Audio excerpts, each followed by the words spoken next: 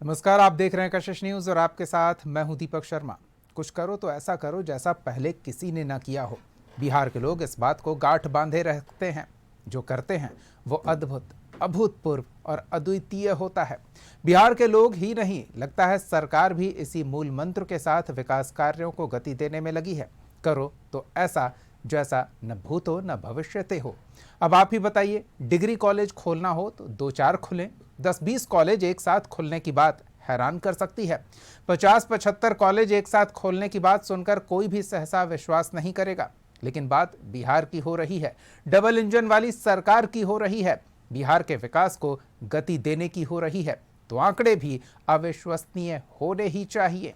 एक साथ 211 degree college खोलने और उनमें पठन पाठन का कार्य इसी सत्र यानी 2026 से 30 सत्र में शुरू कराने के साथ ही सम्राट सरकार ने अपने आप में एक अनोखा रिकॉर्ड बना डाला है।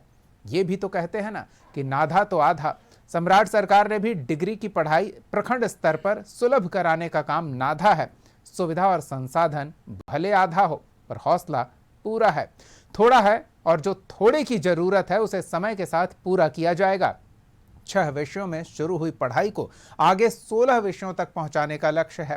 फिलहाल मौजूद इंटर कॉलेज के संसाधनों को थोड़ा आर्थिक सहायता मुहैया कराते हुए कक्षाओं के संचालन की सुविधा तैयार की गई है। प्राचार्य, प्रोफेसर और सपोर्टिंग स्टाफ भी जल्द जरूरत के अनुसार मौजूद होंगे। और सबसे बड़ा लाभार्थी समूह उनका होगा जो कॉलेज दूर होने के कारण पढ़ाई छोड़ने को मजबूर होते थे, यानी कि लड़कियां। लड़कों को भी घर छोड़कर बाहर नहीं जाना होगा और परिवार पर इसका आर्थिक बोझ भी नहीं पड़ेगा। बस सुनिश्चित ये करना है कि डिग्री कॉलेज की जरूरत के अनुसार सुविधा जल्द उपलब्ध करा दिया जाए। ऐसे में सवाल तो पूछेंगे कि 211 कॉलेज एक साथ खुलने से बिहार की उच्च शिक्षा व्यवस्था में कितना सुधार होगा। जवाब लेंगे हमारे साथ कुछ मेहमान जुड़े हुए हैं, उनसे आपका परिचय करा दें। बीजेपी की ओर से पक्ष रखने के लिए सुमित शशांक जी जुड़े हुए हैं, आरजेडी की ओर से आरजू खान जी हैं और शिक्षाविद डॉक्टर ध्रुव कुमार जी हमारे साथ जुड़े हुए हैं। आप सबका बहुत बहुत स्वागत है। सुमित जी, 211 कॉलेज मतलब सुनकर ही अविश्वसनीय है, लेकिन सम्राट सरकार ने, एनडीए की डबल इंजन वाली सरकार ने इस अविश्वसनीय कार्य को धरातल पर उतारा है। अब कितना इसमें और इंतज़ाम किया जाना है, किन इंतज़ामों के साथ शुरू किया गया है, ये अलग बात है, वो हम आगे करेंगे। लेकिन कितना इससे बिहार वासियों को, बिहार के युवाओं को आने वाले समय में फ़ायदा दिख रहा है, वो जानना चाहेंगे। देखिए दीपक जी, शिक्षा के क्षेत्र में तेज गति के साथ काम करना है और तेज गति के साथ जब हम काम करेंगे तो निश्चित तौर पर बिहार आगे बढ़ेगा। गुणवत्तापूर्ण शिक्षा का वादा है और उसको पूरा करने की दिशा में हमारी सरकार काम कर रही है। विभिन्न प्रखंडों में भी डिग्री कॉलेज खोलने की बात हो रही है। इसके अलावा प्रत्येक जिले में मॉडल स्कूल बनाने की दिशा में हम काम कर रहे हैं। तो कहीं ना कहीं हमारी सरकार ने स्पष्ट रूप से माना है कि पढ़ेगा बिहार तभी तो आगे बढ़ेगा बिहार। तो इसी क्रम में हमारा स्पष्ट रूप से इस दिशा में हम लगातार काम कर रहे हैं कि बिहार के बच्चे गुणवत्तापूर्ण शिक्षा के साथ तरक्की करें और जैसे ही गुणवत्तापूर्ण शिक्षा होगी तो निश्चित तौर पर रोजगार सृजन के बहुआयामी मौके भी मिलेंगे। एक तरफ सरकार इंडस्ट्रियल रिवोल्यूशन की तरफ काम कर रही है, दूसरी तरफ तकनीकी दृष्टिकोण से बच्चों को पढ़ाने की दिशा में हम काम कर रहे हैं। जैसे ही वो लोग डिग्री धारण करेंगे और वर्तमान में भी जो डिग्री धारकों की संख्या है उनके लिए हम इंडस्ट्रियल रेवोल्यूशन के माध्यम से रोजी रोजगार का सृजन कर रहे हैं। TRE 4 के माध्यम से भी आपने देखा होगा कि शिक्षक भर्ती प्रक्रिया में भी बच्चे किस तरीके से अपना योगदान देंगे और इसके अलावा भी विभिन्न सरकारी नौकरियों में भी रोजगार के बहुआयामी मौके बच्चों को मिल रहे हैं। तो मुझे लगता है कि इस पर राजनीति नहीं होनी चाहिए। बिहार के बच्चों के भविष्य के लिए जो सही है उस दिशा में हम सब मिल करके काम करें तो निश्चित तौर पर बिहार आगे बढ़ेगा। आरजू जी, क्या लगता है? नहीं, अच्छी पहल है, मैं तो ये कह सकता हूं, लेकिन ये कहीं सिर्फ घोषणा न बन के रह जाए। क्योंकि इस अगर सरकार को ये समझ में आया कि इंटरमीडिएट में 12 से 13 लाख हर प्रति वर्ष बच्चे एग्जाम देते हैं और लगभग 6 से 7 लाख बच्चे ग्रेजुएशन करने के लिए अदर स्टेट में चले जाते हैं, और 2 दशकों के बाद अगर नींद खोली है सरकार की, ये कुंभकर्णी नींद, तो मैं तो इसका पढ़ाई के मामले में मैं इसका स्वागत करूंगा। और स्वागत इसलिए करूंगा कि आपका वाकई में अगर करने की रणनीति है तो आप करिए। लेकिन सबसे बड़ा सवाल यह है कि शिक्षा में पलायन, ग्रेजुएशन में मैंने 12 से 13 लाख की बात जो कही थी, इंटरमीडिएट में ग्रेजुएशन करने के लिए बिहार सरकार के पास मात्र 6 लाख सीट थी और 12 से 13 लाख बच्चे बैठते थे, तो 6 से 7 लाख बच्चे पलायन करते थे, किसके लिए? शिक्षा के लिए। अगर वो रुक जाता है, अगर इनकी घोषणाएं वाकई में घोषणा ना बना हो, अगर जमीन पर उतर जाए तो अच्छी बात है। नहीं, घोषणा तो 5-4 महीने पहले हुई थी, लेकिन अब तो धरातल पर उतार दिया है घोषणा की बात मैं आपको याद दिला दूं, बिहार के मुख्यमंत्री बनने के बाद सम्राट चौधरी जी ने स्पेशलाइज्ड एकेडमिक इंस्टीट्यूशन की बात की थी, लेकिन उन्होंने 20 वर्षों के शासनकाल में बर्बाद उच्च शिक्षा व्यवस्था में ट्रेडिशनल कोर्सेज के लिए 211 डिग्री कॉलेज खोलकर और उनमें गेस्ट फैकल्टी रखकर अपनी ही बातों को डेंट कर दिया है। क्योंकि उन्होंने कहा था कि मैं जो है एकेडमिक इंस्टीट्यूशनल की बात करूंगा, जिसमें मास कम्युनिकेशन होगा, जिसमें पैरामेडिकल के अलग से ये चीजें होंगी, वो आपको जर्नलिज्म आप कर सकते हैं, वोकेशनल कोर्सेज वो होंगे, सोसाइटी की तरह आप जो है हेल्थ पे काम कर सकते हैं, फर्स्ट एड सोसाइटी की बात कर सकते हैं। चलिए, अच्छी बात है कि विपक्ष सरकार से ये उम्मीद करता है कि सरकार जो कर रही है वो हाई स्टैंडर्ड वाली करे। आ रहे हैं सुमित जी, और हाई स्टैंडर्ड पर नजर विपक्ष बनाए हुए है, तो ये सरकार के लिए और जनता के लिए सबसे बेहतर बात होगी। एक सवाल भी है सरकार के साथ कि क्या ट्रेडिशनल सब्जेक्ट पढ़ के बिहार के युवा तेज गति से भाग पाएंगे? सबसे बड़ा सवाल ये है। ठीक है कि इसलिए मैं ये सवाल उठा रहा हूं क्योंकि आज के वक्त के हिसाब से आप अगर सिर्फ ग्रेजुएशन की पढ़ाई करते हैं, आप रोजगार को सृजन करने के लिए अगर करते हैं, तो सृजन में भी आप पिछड़े पायदान पे हैं। शिक्षा व्यवस्था में तो थे ही। खैर, मैं ये कहूंगा कि अगर आपने शिक्षा में ऐसा किया है तो सिर्फ घोषणाबाजी मत करिएगा, घोषणा को जमीन पर उतारिएगा और जमीन पर उठाकर दिखाइएगा। चलिए, आप नजर बनाए रखिएगा कि क्या दिख रहा है और क्या अभी भी लापता है, उसका पता लगाएगी सरकार। हम डॉक्टर ध्रुव जी से जानते हैं। ध्रुव जी, जो आरजू जी कह रहे हैं वो अच्छी बात है, विपक्ष नजर बनाए हुए है, लेकिन NEP के तहत सिर्फ कोई भी डिग्री अब आम डिग्री नहीं रह जाती है, वो कहें तो थोड़ी बहुत वोकेशनल कोर्स के तौर पर भी देखी जा सकती है, क्योंकि ये छात्र के इच्छा पर, उसकी ज़रूरत के अनुसार और उसे कौन सा विषय रुचिकर लगता है उसके अनुसार वो डिग्री में अपने सब्जेक्ट्स में समय पर बदलाव कर भी सकता है। तो वो परंपरागत कोर्स वाली बात अब शायद आने वाले दिनों में नहीं की जाएगी।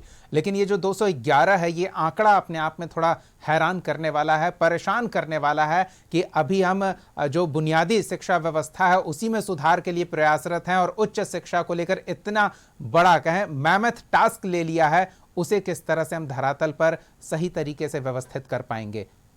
नहीं, मुझे लगता है, देखिए, आज जिस तरह से 211 कॉलेजों में पढ़ाई की विधिवत शुरुआत की गई है, उसकी निश्चित तौर पर प्रक्रिया पहले से थी। उन प्रखंडों में खोले गए हैं कॉलेज जहां पे कॉलेज नहीं थे। तो मानिए आपकी, देखिए, सरकार की मंशा स्पष्ट है, भाई सचमुच उच्च शिक्षा लोगों की चाहत है, और अगर वो दूर में है, पास में नहीं है, तो ठीक कहा कि खर्च बढ़ते हैं, और खासकर लड़कियों के लिए बहुत फ़ायदेमंद है कि वो बगल के अपने आसपास के या जो खुद के प्रखंड हैं वहाँ पे जाके पढ़ सकते हैं। 6 विषयों की अभी पढ़ाई शुरू हुई है, लेकिन आने वाले दिनों में ये बढ़ाई जाएगी और लगता है कि 16-17 ये पहुँचेंगे।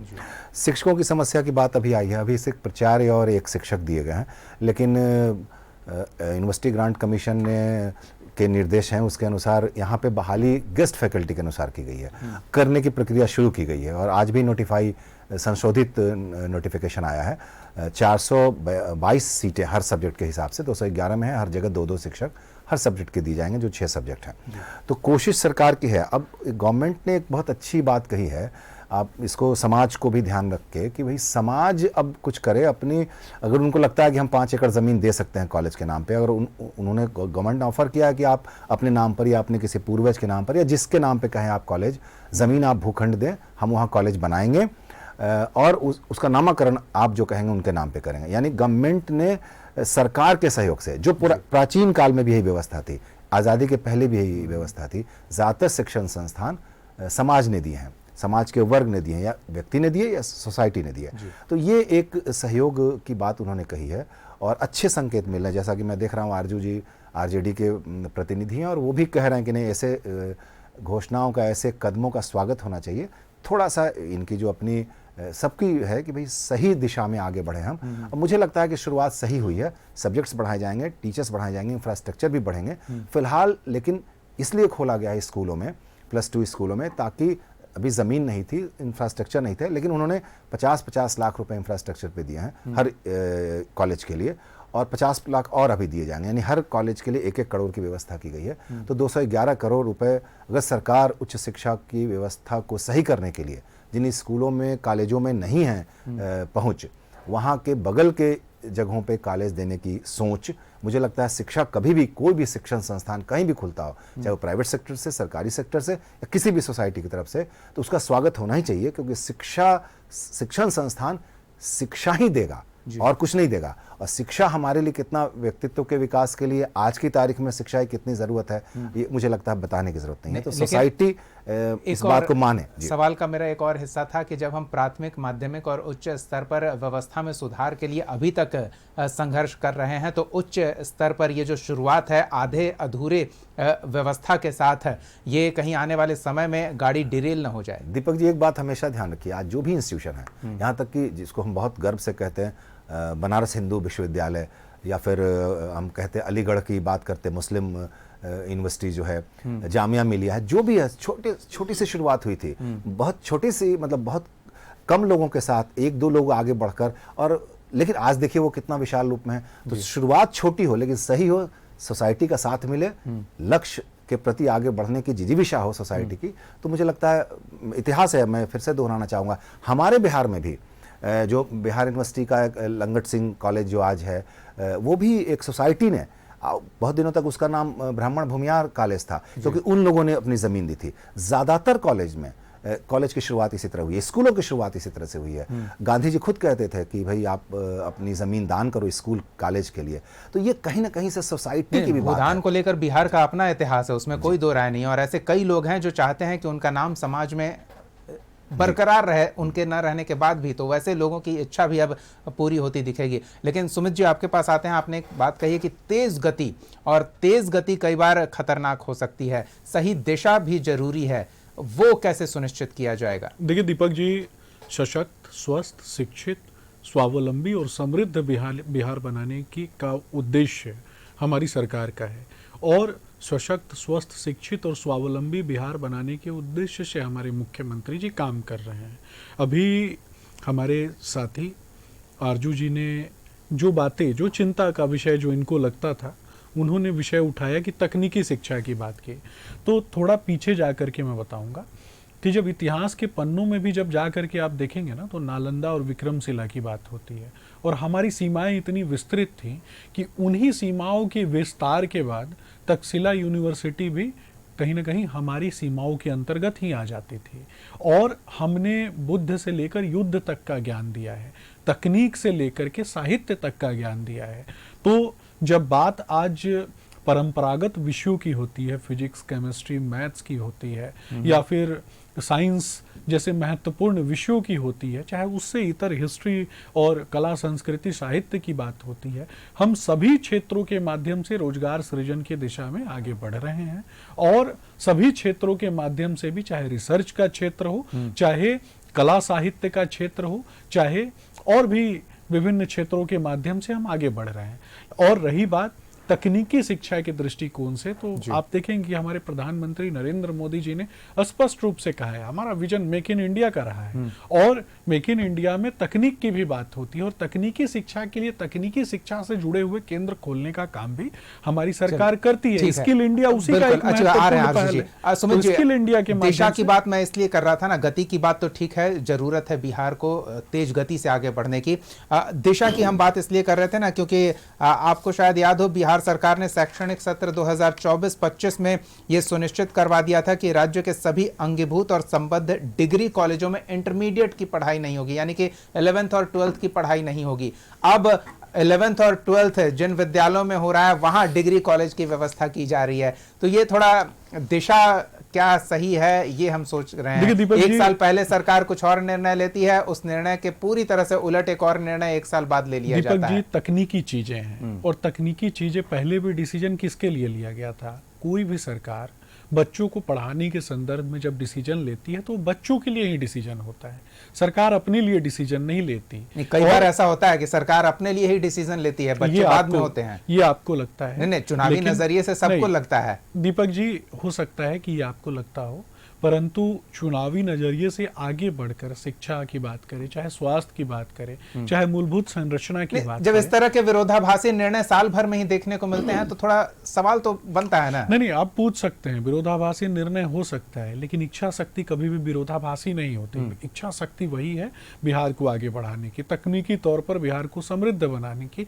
बिहार के बच्चों के हाथों में कलम पकड़ाने की और गुणवत्तापूर्ण शैक्षणिक स्थलों के विकास की, ताकि हमारा बिहार का कोई भी युवा साथी जो है, जो एक कालखंड में आपने देखा कि जिसका कभी पलायन हो जाया करता था, वो बाहर नहीं जाए, वो बिहार में ही रहे। और उसी का उल्लेख कर रहे हैं। हाँ। अगर वो स्वेच्छा से बाहर जाना चाहता है, देश के किसी कोने में जाना चाहता है, वो सही तो है, स्वेच्छा हो, बाध्यता नहीं हो। चलिए एक और चीज है, कई इंटर कॉलेजों को इसलिए बंद कर दिया गया था ना क्योंकि उनके पास संसाधन की कमी थी। खबरें सुर्खियां बनी थी कुछ साल पहले कि एक कमरे में कॉलेज चल रहा है, इंटर कॉलेज, और उसे बंद किया सरकार ने।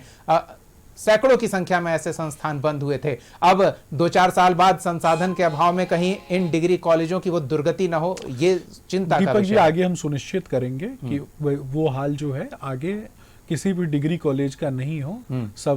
ऐसी विभिन्न चीजों पर नजर है सरकार की, जो पूर्व में कुछ चीजें कुछ संस्थानों के माध्यम से जिस तरीके से किया गया था, उन्हीं को तो सुधार करने के लिए बिहार की चलिए अच्छी जनता बात ने है, आप चुना। सुधार करने के लिए तैयार हैं। आरजू जी, ये बेहतर व्यवस्था के लिए तैयार हैं, संकल्पित हैं और उस दिशा में तेज गति से आगे बढ़ रहे हैं। इनके गति को लेकर, इनकी दिशा को लेकर कोई संदेह, संशय? मुझे तो लग रहा है कि अगर इतनी तेज गति से अनाउंसमेंट करिएगा चुनावी प्रक्रिया के हिसाब से तो आपको ठोकर लग जाएगा, और जब ठोकर लग जाएगा तो आपको गिरने की पूरी संभावना है। मैं कहता हूं इस बिहार प्रदेश का सबसे ज्यादा बजट किस चीज पे था? आप थोड़ा सा मेरा साथ दे दीजिए। शिक्षा पे बजट था, और शिक्षा पे सबसे ज्यादा बजट था। उसके बाद भी अगर बिहार शिक्षा में सबसे पिछड़े पायदान पे है तो इसका श्रेय किसके पास जाता है? आप कहते हैं कि हम रोजगार सृजन करने के लिए डिग्री कॉलेजेस खोल रहे हैं, तो सबसे पहले सवाल ये उठता है कि 211 डिग्री कॉलेज भी खोलकर उनमें गेस्ट फैकल्टीज रखकर आप कौन सा रोजगार सृजन कर रहे हैं? उनको अस्थायी तौर से नियुक्त कर देना चाहिए था। ये तो टेम्पररी व्यवस्था वही है ना, वही टेम्पररी आगे नहीं, यही मामला है।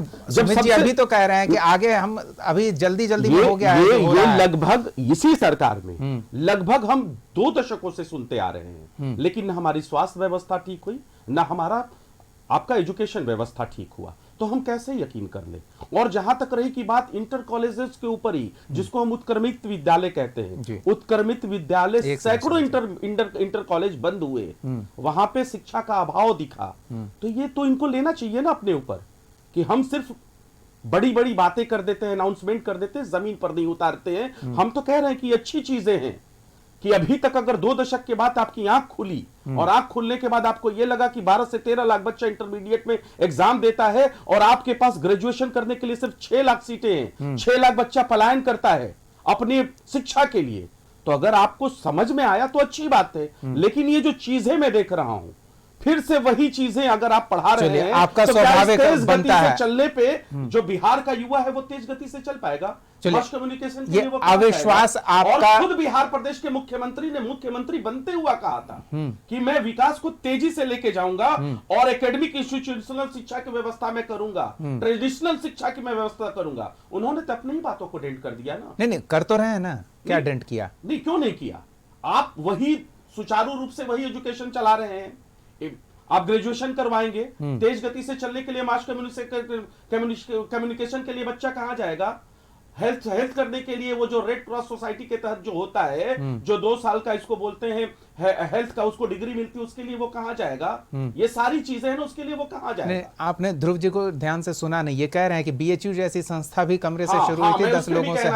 तो अभी कम से कम शुरुआत हुआ है। नहीं, उसमें भी फर्क है। वो जो अगर मैं बीएचयू की बात करूं, अलीगढ़ मुस्लिम यूनिवर्सिटी की बात करूं, जामिया मिलिया की बात करूं, तो उस टाइम में सरकार फंड नहीं दी थी।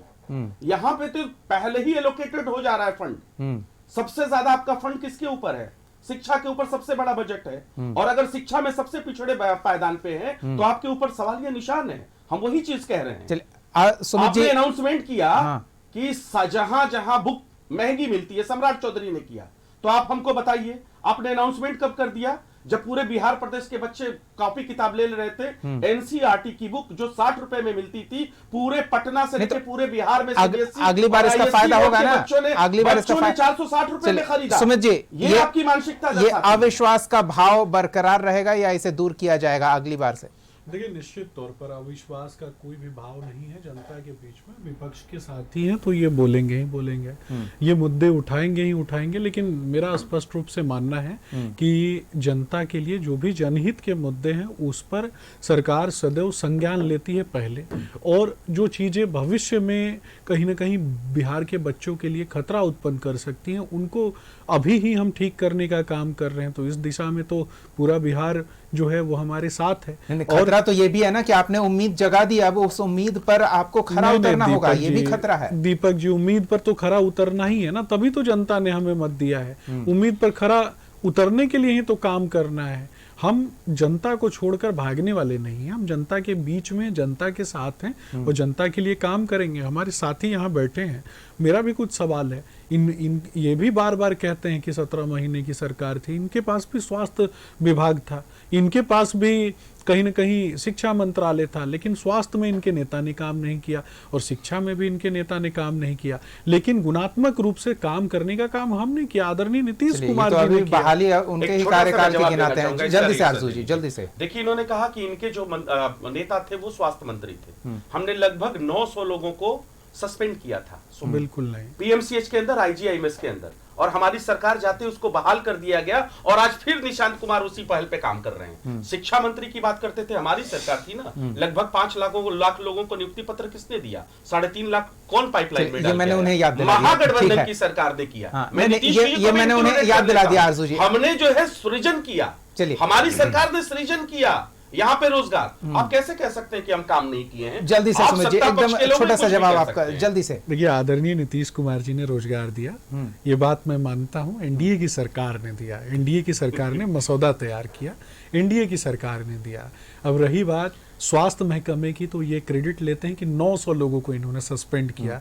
मैं पूछता हूं कि 1 व्यक्ति को, 2 व्यक्ति को, 3 व्यक्ति को, 4 व्यक्ति को सस्पेंड करके जब आप मैसेज दे सकते हैं, तो एक बार में क्रिटिकल केयर में काम करने वाले 900 लोगों को सस्पेंड करने के बाद कितनी मौतों के जिम्मेदार स्वयं उस समय के स्वास्थ्य चलिए, हम आज उस पर चर्चा नहीं कर रहे हैं, आपकी बात आ गई। नहीं, आपका 2 दशकों आपका जवाब, 2 दशकों की सरकार को जवाब नहीं दे पाई। आरजू जी, ठीक है, हमको पता है, ठीक है। डॉक्टर ध्रुव कुमार जी से हम समझते हैं। ध्रुव जी, जो मैंने कुछ तकनीकी रूप से पेचीदगी वाले सवाल सुमित जी से पूछे थे, चाहेंगे कि निष्पक्ष और एक शिक्षाविद के नज़रिए से उसका जवाब मिले। वो जो विरोधाभासी सवाल खड़ा हुआ था कि 1 साल पहले डिग्री कॉलेजों में इंटर की पढ़ाई नहीं होगी और अब इंटर जिन विद्यालयों में पढ़ाई होता है, इंटर स्कूल्स में अब डिग्री की पढ़ाई होगी, ये थोड़ा विरोधाभासी निर्णय लगता है। तो इसको लेकर किस तरह से देखा जाए? और जो वो भी हमने जिक्र किया कि बीते कुछ सालों में चेक किया गया कि किन संस्थानों के पास कितने संसाधन हैं और उस आधार पर उन पर ताला लगाया गया। कई ऐसे इंटर कॉलेज बंद किए गए थे।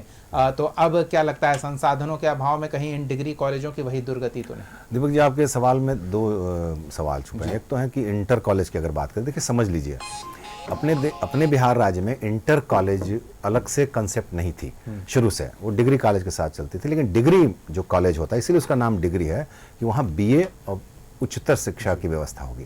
लेकिन अपने राज्य में ऐसा कंसेप्ट नहीं था। बगल के उत्तर प्रदेश में जाइए तो वहाँ अलग इंटर बोर्ड है, इंटर काउंसिल जैसे एग्जाम सिर्फ यहाँ लेती है, वहाँ पर पूरा सिस्टम है, जैसे स्कूलों का सिस्टम है, हाई स्कूल का सिस्टम है।